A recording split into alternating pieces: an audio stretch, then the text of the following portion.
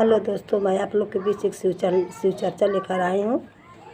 दोस्तों लाइक सब्सक्राइब ज़रूर करना, अच्छा लगे तो कमेंट बॉक्स में ज़रूर बताना।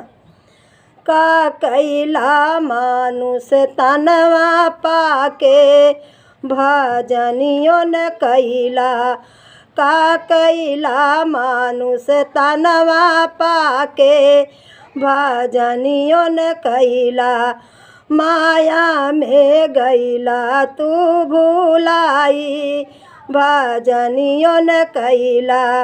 माया में गैला तू भुलाई भजनियों न कैला।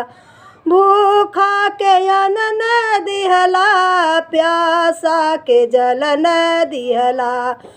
भूखा के अन्न न दिहला, प्यासा के जल न दिहला। कहबा गुरु घर में जाके भजनियों न कैला। कहबा गुरु घर में जाके भजनियों न कैला। का कैला मानुष तनवा पाके भजनियों न कैला।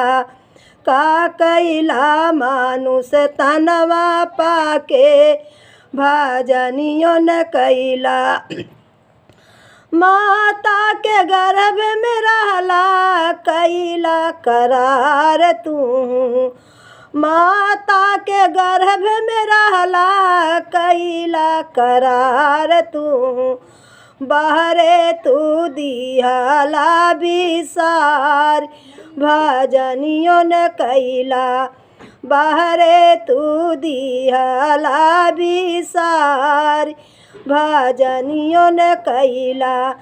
का कैला मानुष तनवा पाके भजनियों न कैला।